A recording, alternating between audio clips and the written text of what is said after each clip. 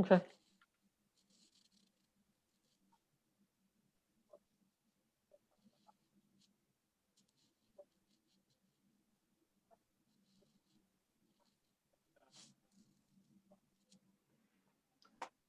There we are. And we're live. Hi. Hello. Why do I not see? Why do I not see it on my thing?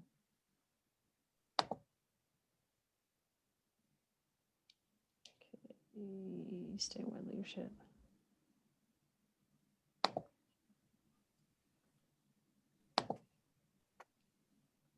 Okay, there we go. I can share. Okay.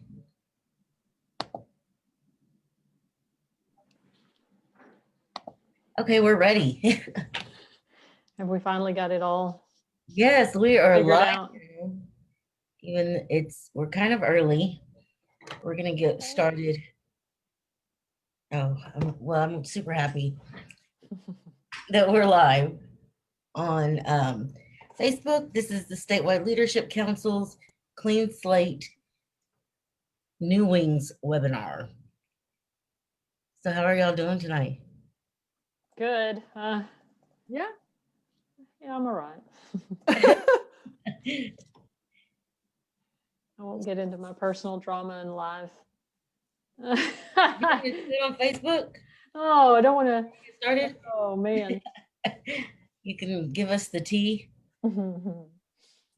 Hey Jen, we match. We color coordinated our outfits. Great minds think alike, always.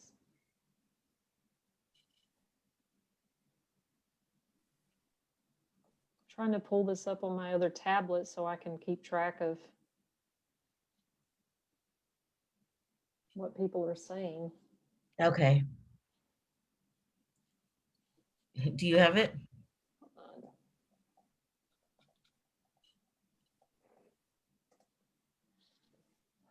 Okay, so we have a couple of people that will be joining us later.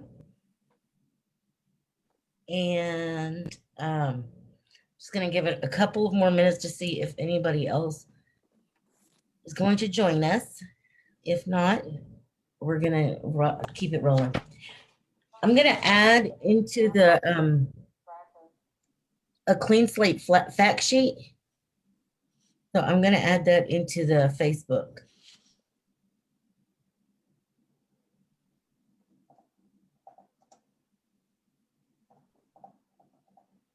Yes, it's a fact sheet about what we're talking about tonight. Okay, I'm good. I have the Facebook Live set up here so I can read what's going on. I shared it to the SLC site.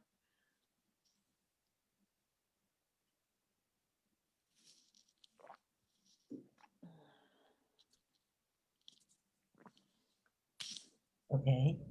Alexa, Hey, you see this? I saw you're on Facebook, huh? Stacy got me that.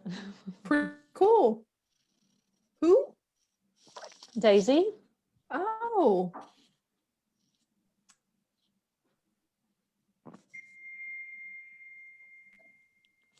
Yes, it is.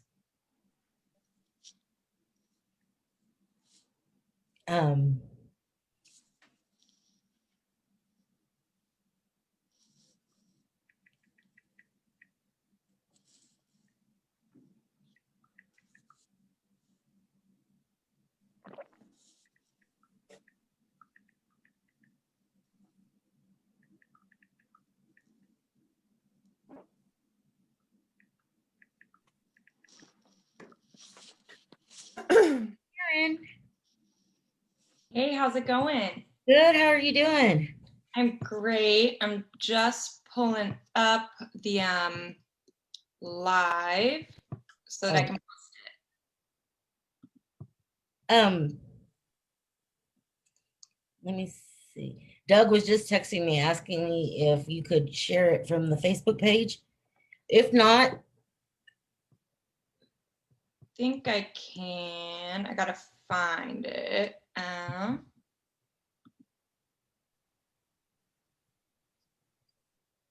Let's see.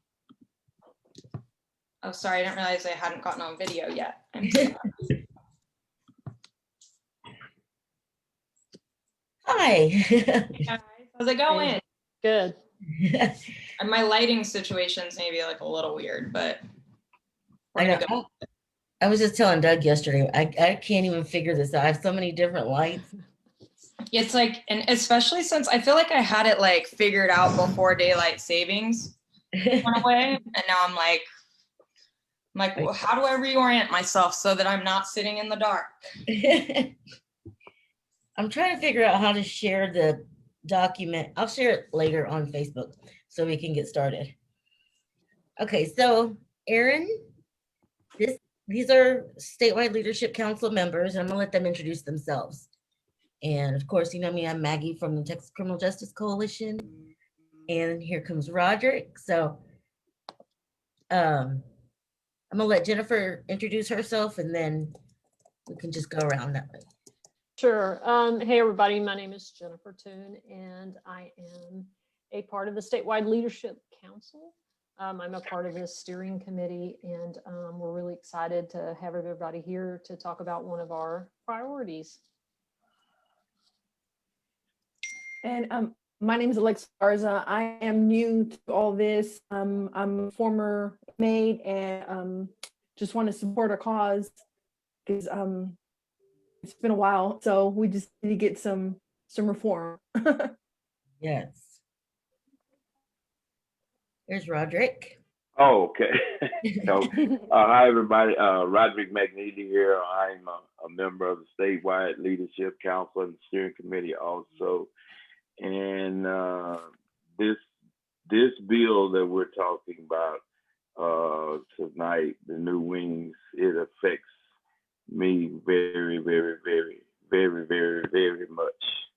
And I am just happy to be a part of trying to make something like this happen for all of us. Okay. And I think Doug just joined. Do you want to go ahead and introduce yourself and while we're waiting on him? Yeah. Hey everyone. I'm super excited to be here tonight. Have like a lot of honor and admiration for the work that you're doing and the work of the Statewide Leadership Council. My name is Erin George. I'm the National Campaigns Manager for the Clean Slate Initiative. And, you know, I come to this work from a background in doing state advocacy, state legislative work, and grassroots campaigns to end mass criminalization and mass incarceration. And on a personal level, come to this work. My brother is incarcerated and has been in and out of correctional facilities, correctional control for the last 15 years. So this work carries a very important personal aspect for me as well.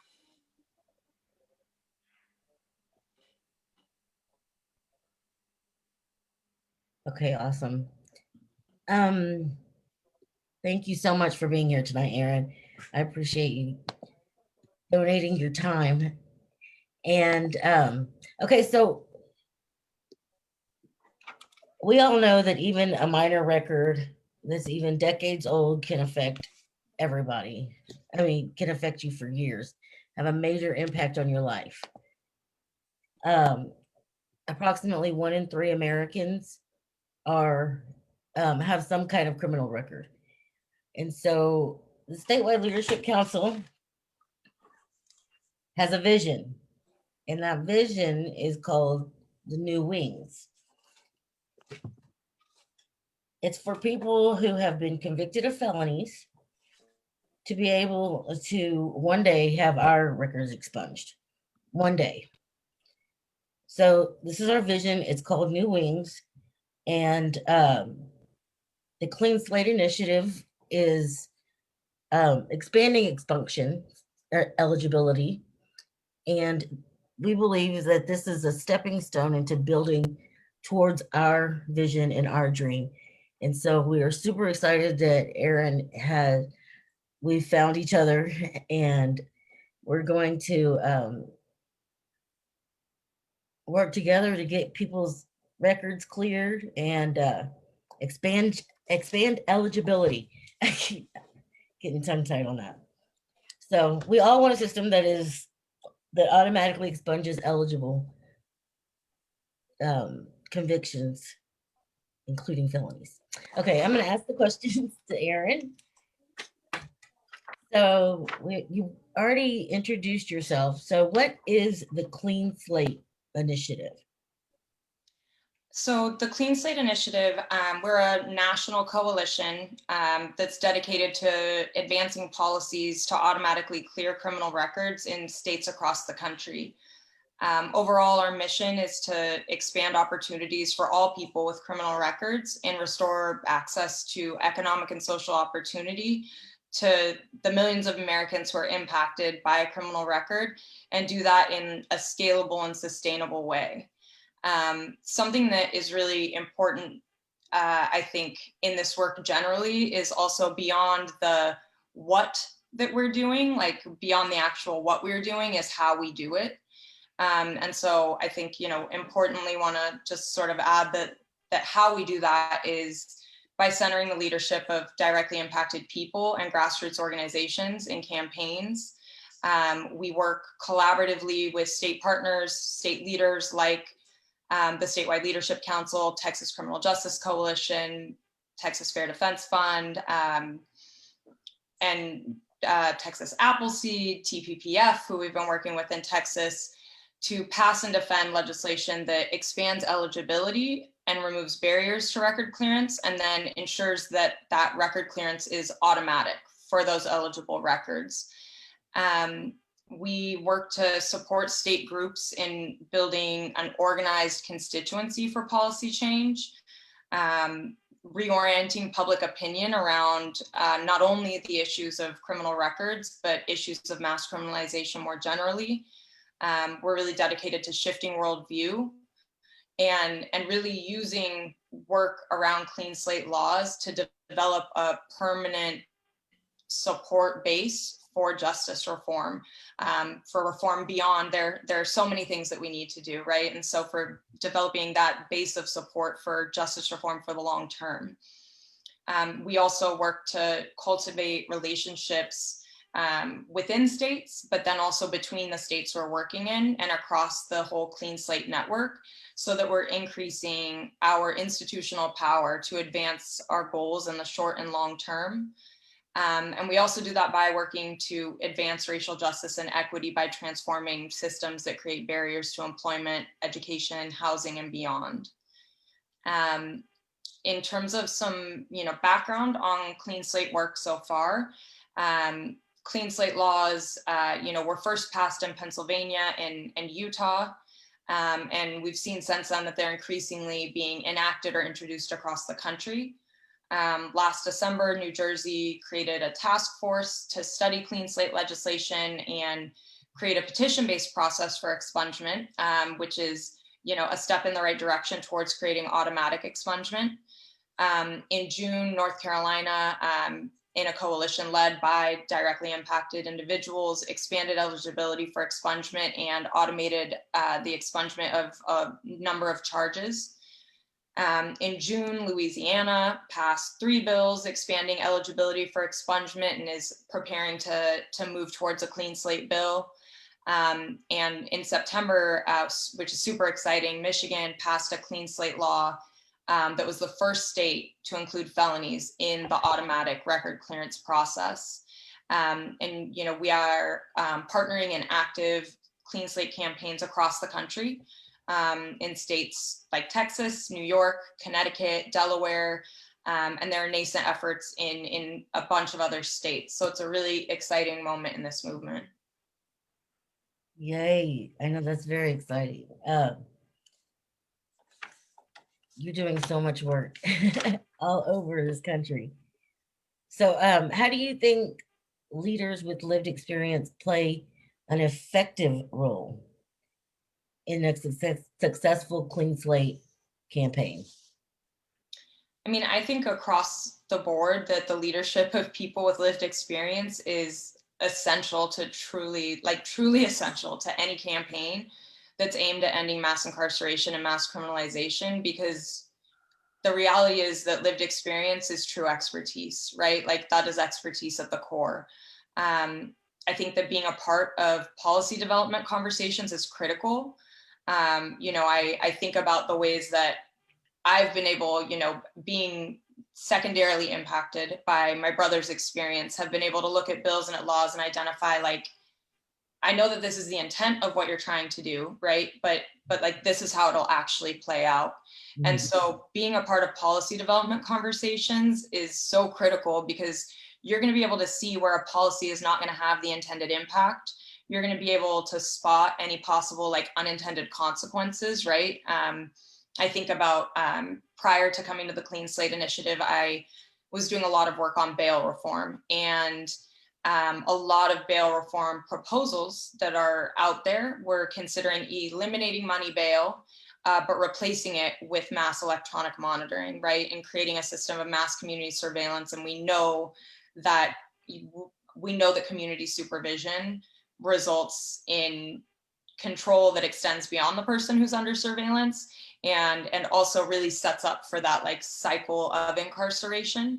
And so people who have the lived expertise are able to spot those unintended consequences in legislation. And that's really essential to making sure that we aren't like weakening one part of the system and just strengthening another part of it.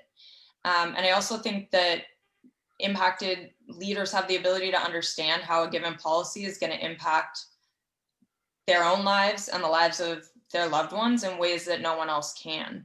And so I think that that's critical. I think it's also critical that directly impacted leaders are a part of strategy development, a part of organizing, a part of public education and outreach and engagement with stakeholders and elected officials. Because, an issue becomes real to people when there's a face and a name and a story behind it, right? Like hearing about the real life impacts, the human experience of the damage caused by a criminal record is what changes hearts and minds. And your truth represents the truth of millions of people in the United States, right? And when people, whoever it is, whether it's your neighbor, whether it's at a town hall, whether it's an elected, whether it's a prosecutor, your truth is hard to ignore. And your truth is also the truth of millions, right? Like 1 in 3 people in the US have some type of criminal record, and 1 in 2 people in the US have an immediate family member who either is incarcerated or has been incarcerated. And that data shows a truth that we know. Like there's so many of us that are impacted. And there are many of us who don't feel empowered, right, to lead and be a part of a movement or even know that a movement is there. And we're primed to be a part of this movement and to fight for change. And so I think that almost to like flip the question, the only effective campaigns are campaigns where leaders with lived experience play a central role.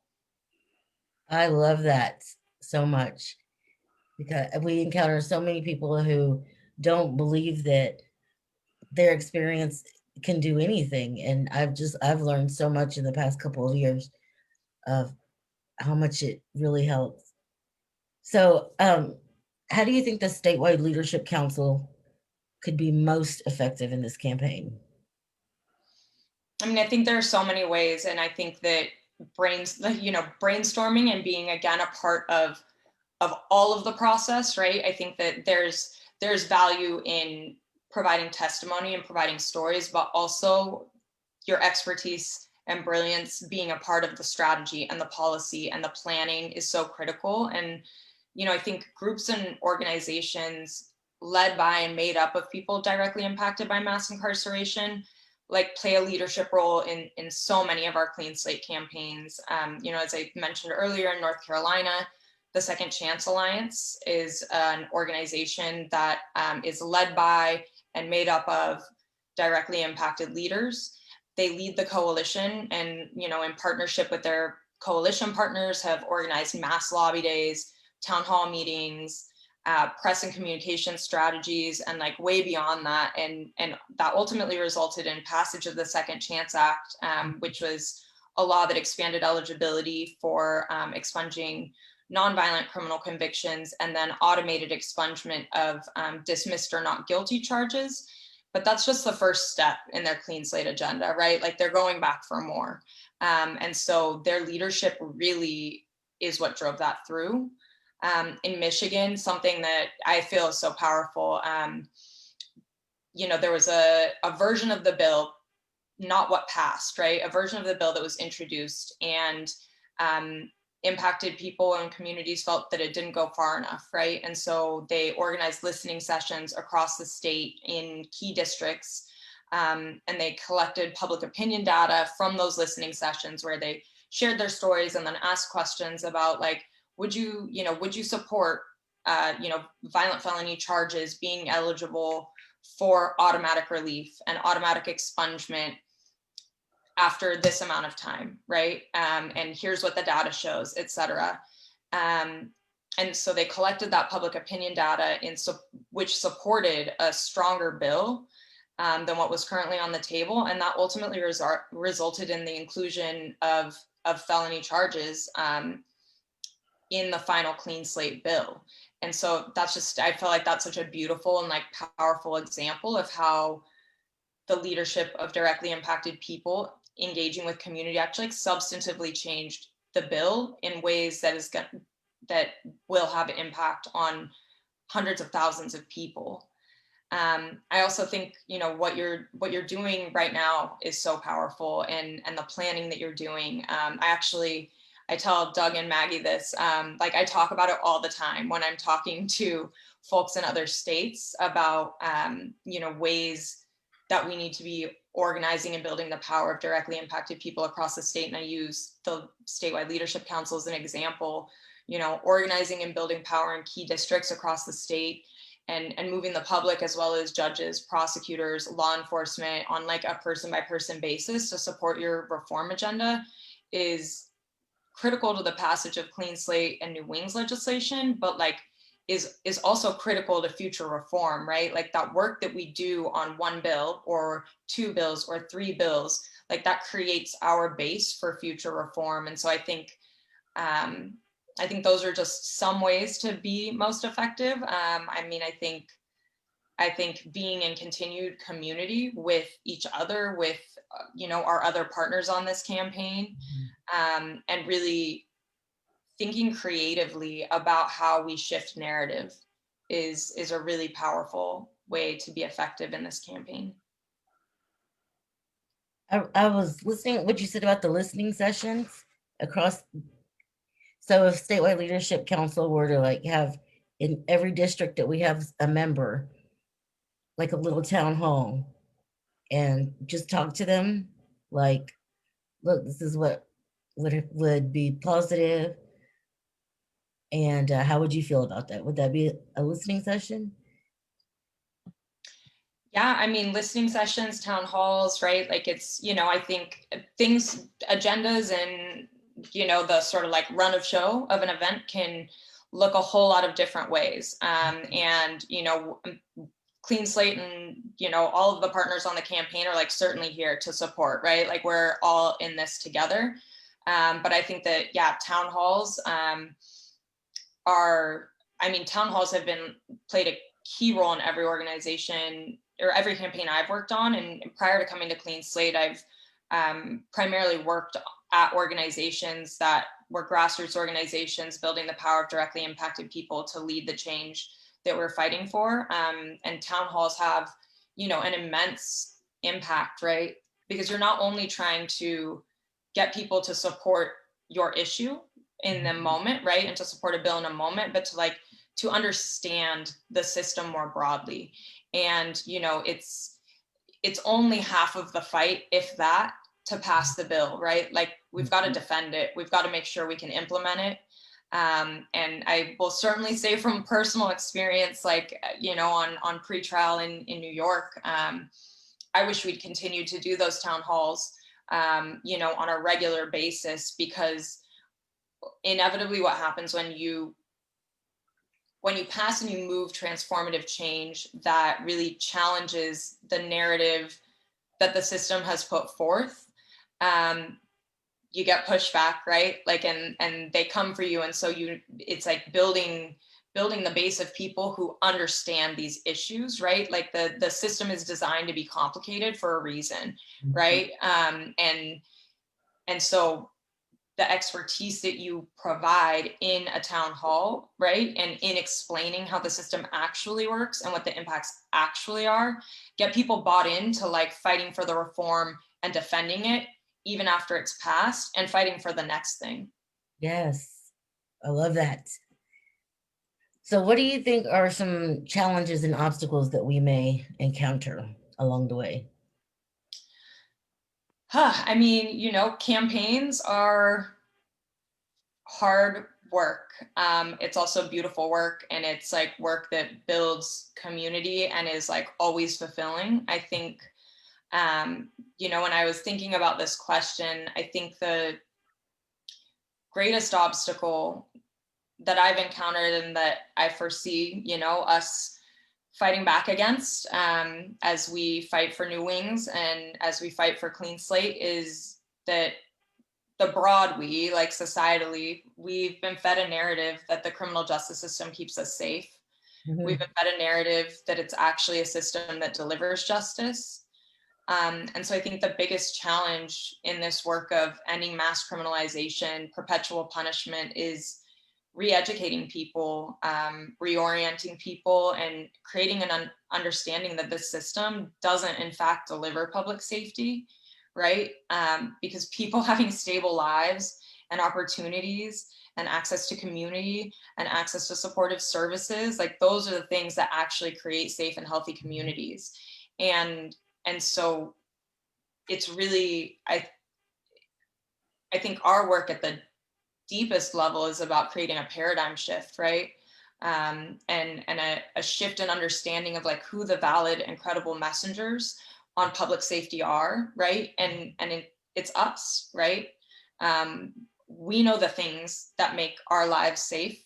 I know the things that would serve my brother better than prison, better than parole, better than jail. I know and so I think that paradigm shift is really important. And so I think really the greatest obstacle in this work is getting people to understand what truly creates fairness, justice, and equity, and like dispensing with the idea that stamping someone with a criminal record for life delivers any sort of safety. And so while it's the biggest obstacle, I think it's also the most important part of this work.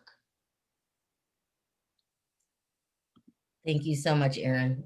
I really appreciate your time. Do we have any questions, Jennifer or Alexa? I don't see any. Do you have any questions? Do I have any questions? I'm always full of questions. So I really like what you said about, lived experience. And I think that, goes with anything, whether it's mental health or criminal justice or anything like that.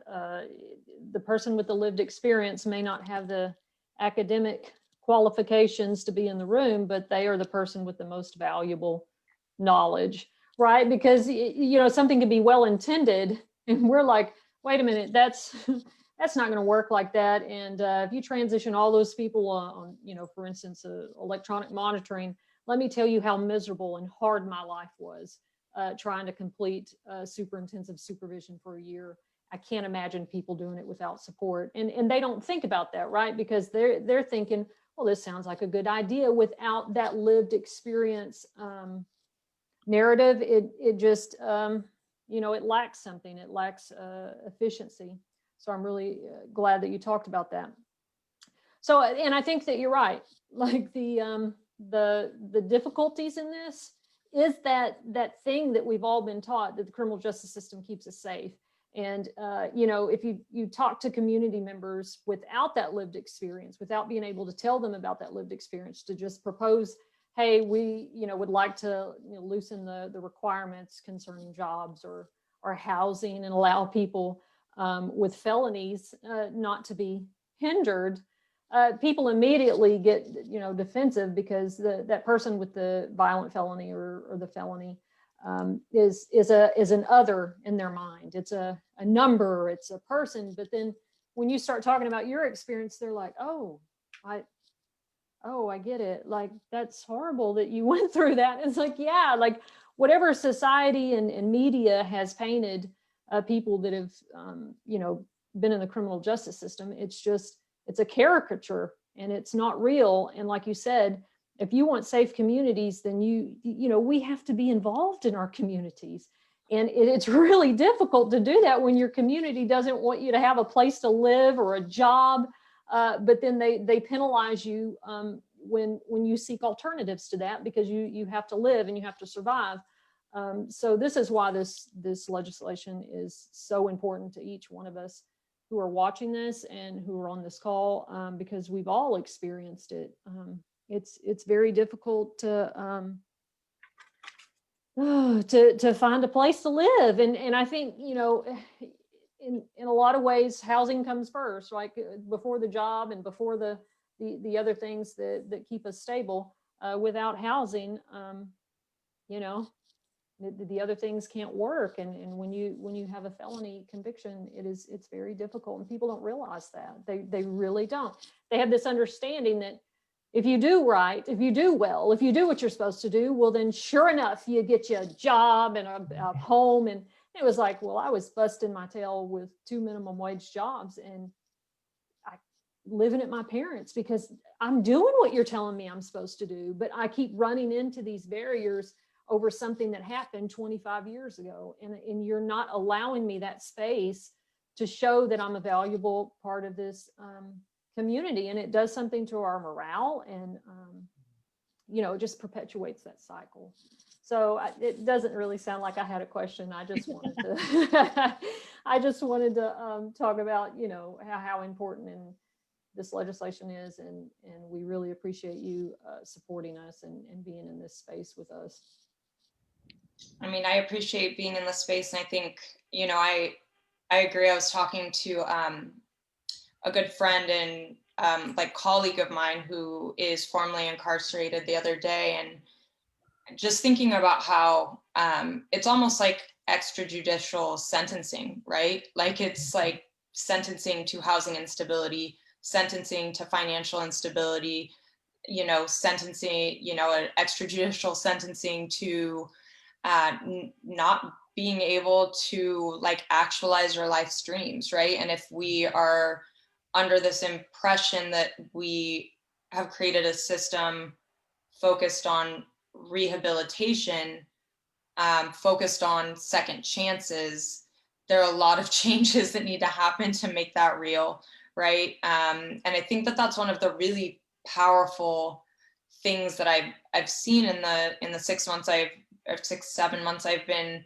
working at the Clean Slate Initiative, is that that value for second chances, that value for fairness and equity is actually something that resonates really broadly. I think that, and it's why we've seen support for clean slate policies. And I'm just gonna be totally transparent. I've worked on a number of issues, most recently bail, discovery, and speedy trial, and it is not as broadly supported, right? But people, we were talking about the numbers before, right? When there are so many people in the United States who are firsthand impacted, and then half of all adults in the United States are secondarily impacted, we want to have second chances, and we want our loved ones to have second chances. And so there is a really immense amount of support across political parties, across, business and labor, across, and multi-issue, right? This is an issue of, this is a criminal justice issue, but it's also an education justice issue. A parent deserves to participate in their child's education, right? And a person deserves to participate in their own education. This is an employment justice issue. And particularly in the face of COVID, this is an issue that is central to an inclusive economic recovery, right? We can have an economic recovery that deepens racial disparities and socioeconomic disparities, or we can have one that tries to even the field, right? By eliminating criminalization based on a record. I have a question. You talked about one state that passed the Clean Slate bill, and they even added the felons to that. And I know the best tool to use, well, the best tools is from people who have actually been involved in the criminal justice system coming out, that have made the transition to being successful and are still being ostracized behind their records. I would like to know the strategies. What else was used other than just my lived experience when I go to talk to the representatives? Were there support letters presented? What was the strategy that was used to help persuade? Because we know there are going to be a lot of naysayers, and if you haven't been impacted by incarceration, then you don't even understand what I'm going through. And so I would like to know, what else could I do besides give you my lived experience and my past record of when I got out to help win you over as a naysayer? Mm-hmm. Yeah, I mean, that's a great question. I think, there's so many, and I'm so excited for the point that we're at in this campaign, because I love a campaign at the early stages. Like, it's like everything, like, I feel like my body crackles. Like, I'm so excited. I'm like, there's so many strategies and tactics to use. I think that those listening sessions, right, were really critical, talking to people and giving them information, right, about like you said, outside of stories, like giving the data. There's research that shows that and I'm maybe gonna misquote the exact stat, but for misdemeanors and non-violent felony convictions, I want to say it's 3 to 5 years if someone is not, and when we say crime free, we don't mean rearrest, right? Because recidivism, if we're talking about arrest, is just as much a function of police behavior as it is someone's behavior. So when we say crime free, it's conviction. For 3 to 5 years, they are no more likely than anyone else to be reconvicted. And for violent felony charges, I think maybe it's 4 to 6. And then after 10 years, I believe that what the research shows is that people with past histories are less likely than the average person to be convicted of a crime, right? And so I think that data helps, and we need more data, right? As we know, data and tracking in these systems is complicated. And, when we're talking about the behemoth we're talking about, it's challenging, but I think that data helps. I think that, if we're talking about legislators, I think that organizing call-in days is really critical, really important. Doing meetings with legislators. I think that, sign-on letters from, a variety of stakeholders also are helpful and shift opinion. I think op-eds, I think letters to the editor, right? If you see an article in, your local or statewide or national news that is tangentially related to a criminal record, right? Tangentially related, letter to the editor, and we can pull together templates collectively, right? So that it's easy for folks to do. But just responding to that, right, in a letter to the editor, which is usually, 75 words or whatnot, very brief, to just put in the public narrative regularly what we're doing and why. I think that really creates shifts and change. I think I'm a big fan of direct action, and obviously there's limitations and sort of new versions of that in a COVID world. But I think that people coming together and doing press conferences and doing rallies and doing banner drops and on campaigns have done like billboards in key places, like in the Capitol, in Albany, put up billboards where when legislators drove in to go to session, they were going to see the billboard, right?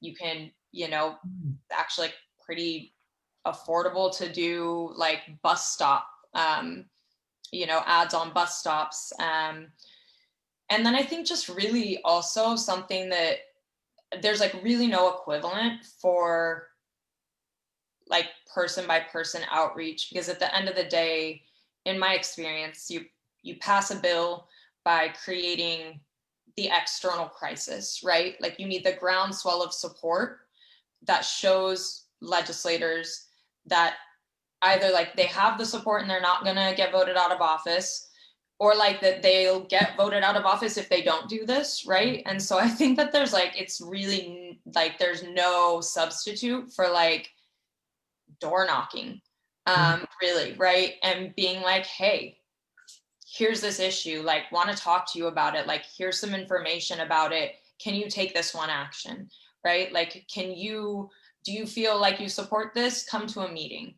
Can you call your legislator? Like here's a script for you, what you can do, here's a call-in day that we're organizing. And I think that there's just, I feel like those are just like the off the top of my head ones, but I think there's a lot of ways, right? You can, and I feel like art plays such an incredible and important role, right? Like identifying if there are like pop-up exhibits or like art installations that get people to see something and be like, huh, what's that? And then come read about it. And then like you draw them to action. I don't know if that was a sufficient answer to the question. I have one more question. You talked about some information that if a person for misdemeanors was out from 3 to 5 years, they were less likely to commit another crime, and from 4 to 6 years for violent offenders. Is there a database for that? And if so, what is it? Because I would like to acquire that information myself. I can pull up the research right now. That's very, very vital. And is that by state, where the bills have already been passed, or is that state by state period? It is. It's general like empirical research that went out, that was published, and I can get the full link. I have the citation Okay. right now available. That's the citation, but I can find the link to the article for you. Okay. And we have one more question for Aaron. In your experience with Clean Slate, would you speak a little on the perceptions from early days to now? How have public perceptions on a vision of stability for the formerly incarcerated changed from then until now? If you could share your perspective on the initiative's growth over the years. Well, I will do my best because I'm relatively new to Clean Slate National overall. So I came on board about 6 months ago, though I've been familiar with the work for quite a while. I mean, I think, so I'm based in New York, which is obviously, close to Pennsylvania, and you hear a lot about what's happening in your neighboring states. And so I remember hearing about Pennsylvania's law when it was moving when I was in New York. And I really feel like there was an explosion in interest from there, right? And there were a lot of efforts that sort of bubbled up from then. And I was not working for Clean Slate Initiative then, but I think over the course, that was probably, I think the bill began to move in 2017, passed in 18, and went into effect in 19. And, since then, the interest from individuals, from government actors, from other stakeholders has really bubbled up and blossomed, which is why the Clean Slate Initiative nationally has expanded, right? We this is the first year that we've had a centralized staff. We have an amazing steering committee of organizations who have expertise in various areas and who support state campaigns. And it was definitely, they were like, we need central staff who are like just working on this full time. And so I think interest has definitely exploded. I think I've been like, it's been really impressive and really like eye-opening for me in coming on 6 months ago and having, a number of states where there were campaigns that we were implementing bills, and then a number of states that had active legislation, and then states like Texas and Oregon and Delaware where there was a groundswell of support, right? But a campaign hadn't launched yet, right? There'd been work done over the course of years to lay the table for legislation, and prior legislation passed, and just really like haven't walked into a state where people aren't working on this in one way or another and aren't interested. And I think that that's really, really powerful. We have like really powerful business partners who are there to support the leadership of state advocates and directly impacted people. I think that it's been impressive to me as far as this issue goes to see the real breadth and depth of support. And it's only increasing, right? Beyond the states that we have like campaigns in, there are folks reaching out all the time, interested in learning more about Clean Slate, because I think, it's sort of like when like a dirty secret comes to light where you're like, well, we know we have like record clearance laws on the books. And then people realize like those record clearance laws, maybe are not nearly as expansive as they need to be in terms of eligibility, or those record clearance laws have so many barriers that it's impossible to access, right? You have to pay a fee that's exorbitant. The statute's so difficult to navigate that like no one that can't afford to pay an attorney is able to even see if they're eligible. And then there's the time frame between the filing, right? And that people are just like, wow, like realizing that what they thought was a possibility in the system in action and practice really isn't. Yes, it's so confusing too. We have another question from Cynthia. Where are the areas where you see pushback? What's a good strategy to overcome the barriers of the Clean Slate bill? I mean, so, in terms of pushback, I think that piece about narrative, right, is and shifting narrative and consciousness, right, is an area of pushback. I think, I think that we're also talking about like creating a new system and infrastructure, right? Moving away from a petition-based process towards a process where expungements happen automatically, right? Based on whatever the criteria in the final law is. And so I think pushback happens around, generally happens around questions of like, how are we going to do this? What's going to happen if we make this automatic? But those, we found like generally there's actually a lot with like early engagement with agencies and really like getting the information from agencies about like how data flows between the court repository and the law enforcement repository. Oftentimes those questions that could be opposition are able to be answered, right? I think another place is, what you're doing when you create an automatic system is you're removing the ability for objections, right? You're removing that petition-based process, that manual process. And so I think that becomes an area of pushback sometimes. And I think, really the best way to address any obstacle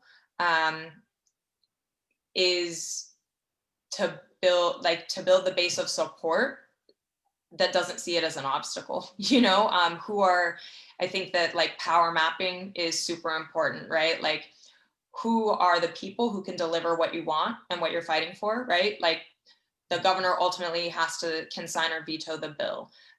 You need legislators in key positions, key committee seats, right, to move that bill forward. You need maybe there's like a key prosecutor or sheriff or key member of the judiciary who has significant influence over key members of the legislature, and then identifying like who are the people that move them and how. And organizing in that way is really the best way to move past that opposition and move through it.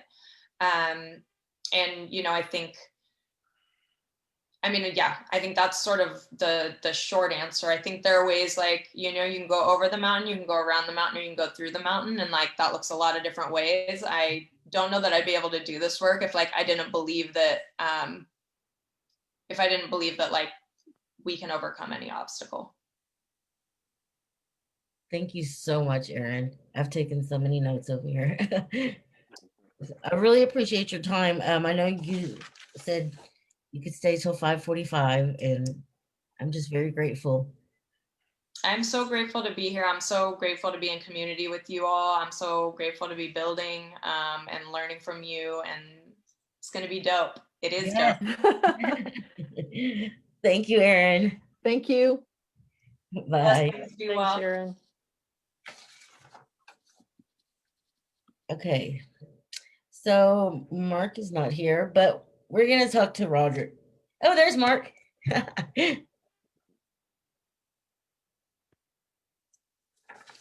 let him get connected. Mark, you're right on time. Hi. Hey, Mark. Muted. You're muted. So you're right on time. We just finished up and I was gonna move on. So you're on mute, Mark. Sorry, I was in the car until now, but thanks for inviting me. Thank you so much for being here. So do you want to introduce yourself real quick? Sure, I'm Mark Levin with the Texas Public Policy Foundation and Right on Crime. And actually, I've been working with TCJC since 2005, very long time. I'm so glad that you're here. So we just talked to Erin about the Clean Slate Initiative and about how we can build an effective campaign. And the reason I wanted to ask you some questions is because we have people across Texas who have conservative constituencies. And so I wanted to gain some knowledge about what strategies do you recommend we should try in our conservative constituencies? Oh, sure. Well, you know, there's a lot of discussion about reopening the economy and people returning to work. And so this really dovetails very closely with that. Obviously, that needs to be done safely, but also equitably. I mean, the people that have been hurt the most by the pandemic are people in some of the most vulnerable communities, and obviously some portion of folks who have a criminal record and as a result have really experienced poverty. In fact, there was a study by the Center for American Progress, 20% of all long-term poverty is caused by criminal records. So this is an opportunity to kind of reopen in a more equitable way through expanding workforce participation, and it also benefits employers. You know, even with the elevated unemployment rate that was caused by the pandemic, Texas is still a tighter labor market than other states, but more importantly, certain areas, you know, whether it's welding or other plumbing, various skilled trades, there's still shortages of people to do a lot of these jobs. So I think it'll benefit businesses and workers and families. Yes. So how do you think that we can get support from conservative judges and DAs and local leadership in those counties? Well, you know, I think that part of it is discussing how this affects a lot of people. And I was talking to Chairman James White of the House Corrections Committee a few weeks ago, and he was saying how people in his district, constituents who are very conservative individuals, told him how frustrated they were because of obstacles they've encountered with their criminal record. And, you know, not all of them may be addressed through Clean Slate. There were some people who were having problems in terms of their Second Amendment rights, and that actually requires even going further and giving people commutations. But I think that, but there is this sense in which once we look at the data, we see that a pretty significant share, about 60 million Americans, adults, have a criminal record, and they're in every community, rural, urban. So I think it can hit home everywhere. And, also I think it's important to emphasize the people we're talking about have already been held accountable, which is supposed to be the purpose of the justice system, not perpetual punishment. And, from a biblical perspective, there's the Jubilee, right? So for many Texans who are of a strong faith, this ought to resonate there as well. Yes, I love that. So, do we have any questions from Facebook right now? Okay. Roderick, do you have anything you want to ask Mark? He just hit home with me. That Jubilee sounds really good. After 7 years, and you haven't had any type of contact with law enforcement, and you're not on parole anymore. Why shouldn't you have all your rights and privileges restored? That's total forgiveness. That's what we're talking about. It's new wings in the primary sense, right there. Jennifer? Well, I think those were two powerful points, especially about, as we're trying to kickstart the economy, this is super important to our conservative base, but also, in other areas that I advocate, I always touch on rural areas and their culture and the things that are important to them. And a huge part of that is faith. So I think it just completely makes sense. And I'm so glad that you reminded us of that that's something that we could add into our messaging, definitely. Alexa? No, I concur. It's all linked. Everything's linked together, from New Wings to the Second Chance Act, the federal one, through like all of us are connected, and they're like a Venn diagram. They overlap. It's not just housing, it's employment. It's not employment, it's family. It's not family, it's religion. It's not religion, it's politics. It's not so yeah. We all, it's a chain link effect. One goes to the other, goes to the other. So I think if we should start working on kind of mending that and fixing it and reforming it and making it better, then we can have like a ripple effect into other areas that are affected by this. I was just denied 2 days ago housing because of my criminal record, which was 23 years ago. And they said, absolutely not. And I was like, can we talk about it? And they're like, what's the point? There's 15 more people that want the house. So like, and that was, yeah. This was just that was 2 days ago. And it was very hurtful for me. I was very disappointed in that, but it's still affecting me even today. When is enough enough? I'm so sorry to hear that. It's just terrible. I can only imagine how you feel. And I'm kind of thinking, to me, it just violates the dignity of every person. In Texas, the only thing we brand should be cattle, not people. We're giving people a scarlet letter, and then we're not erasing it for all this time. And we have all this research. I told my partner, I said, I feel like I should be apologizing to you, but I've said I'm sorry long enough, and it was a slap in the face. And it was, I've experienced it with employment. That's why I'm self-employed. But this was new to me with the housing one. And I was really taken aback because I did not think that it was going to affect it. It was so long ago, here's the money and the credit and everything you need. And they're like, nope, because I said, oh, okay, well, so after, it knocked me for a minute, and then I was like, okay, moving on. I will have to figure something out. And, we are resourceful, necessity is a mother of, so, yeah. And I was saying there's research, if it's 5 years since you were last had a conviction and you've been in the community, you're no more likely than anyone else to commit an offense. And even after 2 or 3 years, it really is very little difference. And so there's absolutely no rational basis for continuing Right. to hold this over someone. Right. Like I said, it was 23 years ago and stuff. And we face it all the time. And it's like, it's just me, but what if you had children? What if, there was a dire situation? Jennifer worked 2 minimum wage jobs trying to wear a monitor. How hard was that one? How are you going to get your license if you can't get a job? How can you get a job if you don't have a place to live? It's all interconnected and stuff. So we're all there, been there and done that. So, we will overcome. Mark, we really thank you for dropping in. Oh, well, the pleasure is mine. I hope to spend more time next time at just a number of conflicting events, but thank you for the great work y'all are doing. Yes, thank you, Mark. Bye-bye. You have a good night. Bye. Okay, so we all know about criminal records, and we're going to talk to Roderick real quick, because Roderick is like the poster child for Clean Slate Initiative.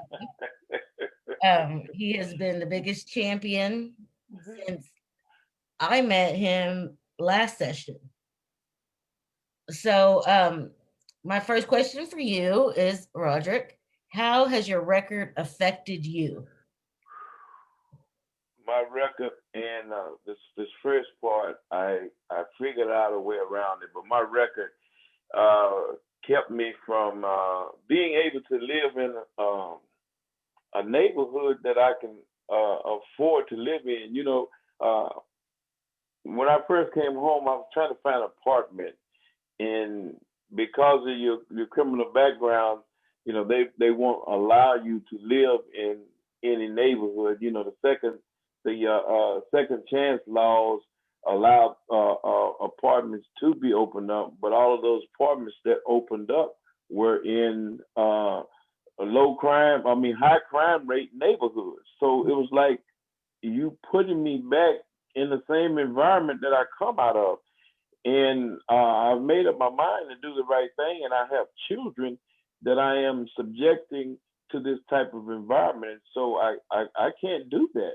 And so I had to find a way around it, but everybody won't have that way. I was just fortunate enough to be on disability before I went in prison, and I didn't know that I was still on disability. And when they finally caught up with me after I had prostate cancer surgery, I was able to obtain enough funds to go and purchase a home, and even with that, here the lady was talking about the housing issue. There's certain neighborhoods, I don't care if you got money and good credit, you still got a background, because that's what they do now. They check your background, and so it's certain neighborhoods that would protest just to keep you out because of your background. And then the other thing was being able to work in the professional environment, with being able to obtain certain certifications and licensing, and that door was just completely closed. It was just completely closed. No professions. They finally got a few things, the plumbing and a few other things, barber licenses. They found things, but those are still jobs. What if I want to go and work in the bank? I can't do it. So, I Roger, can't we have do a it. lot of people watching that may not know you. Oh, So, know what I was charged with? yes, and how long ago? Okay. I was charged with 2 aggravated assaults with a deadly weapon and aggravated robbery with the deadly weapon. And I spent 8 years of a 10-year sentence in prison. What was the deadly weapon? The deadly weapon was a box cutter. My story was I was going into a Target store to steal 2 VCRs. And this is the tricky part. A security guard confronted me when I got outside the store, and two citizens decided they was going to do a citizen's arrest. Because the security guard was a senior citizen, that made not only the charge go from theft to robbery, but aggravated because he was a senior citizen.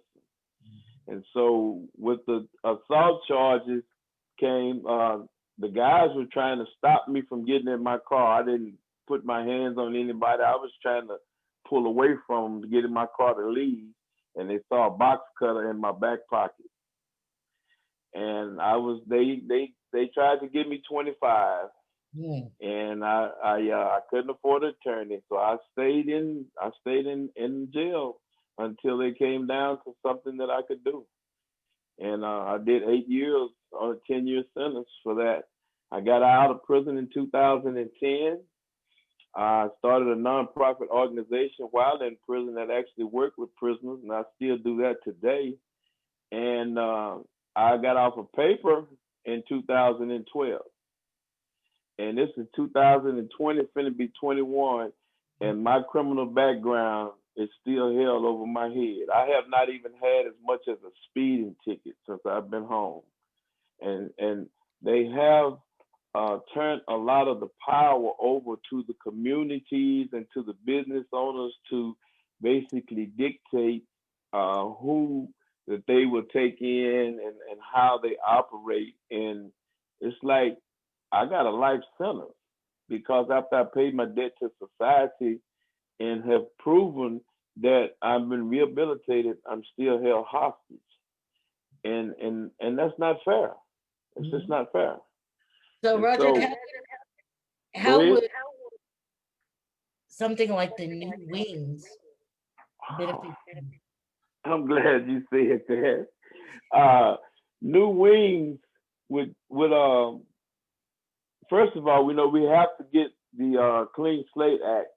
It has to go through. They have to get people to back that up, and then like I was glad that the young lady was talking about the state went after they convinced the people that it was needed, that they were able to add the felons to it. But how it would benefit me is the most important thing is I can have my total citizenship and all my rights as a person that never have committed a crime restored because I've demonstrated that I have been rehabilitated. What I do now is when I go into different places advocating or talking to public speakers or something, I don't tell them about my background. I talk to them on the level that they're on. And then when I'm asked to give my testimony and I tell my testimony, I get a lot of jaw dropping. They're like, man, I never would have known that just by looking at you. That's true. That's true. And that's a testament to those who have came out and have changed their lives and are doing the right thing. So why shouldn't I have my citizenship and my citizen rights restored? I'm totally rehabilitated. Thank you, Roderick, for sharing your story with us. Alexa or Jennifer, would you like to add anything before I have our call to action?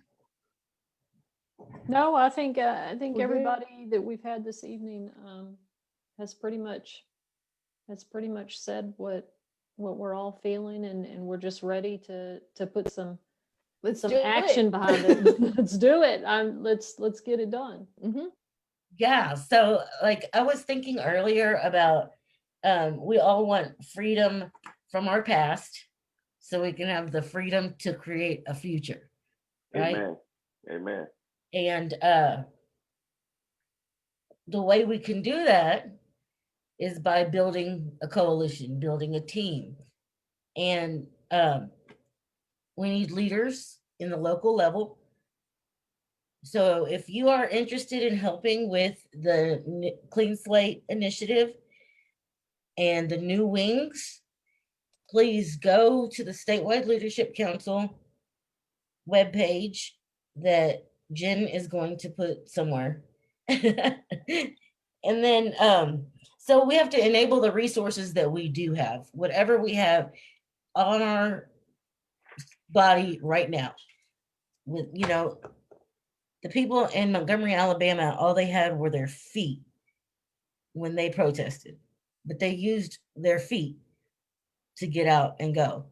So we have resources, each of us do. And so if you want to get involved, join us at our meetings. Statewide Leadership Council, we meet every other Tuesday. We're a coalition that's trying to turn communities into constituencies where we all stand together all across Texas, and we want to invest in leaders to help push this agenda. So please get involved.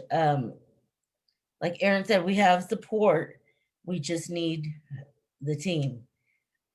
So I really appreciate everybody who joined us tonight. Are there any last words? We're good. Let's do it. All right. Go team. Create power. Amen. Amen. Bye. See you guys. Bye. Bye bye. Bye bye.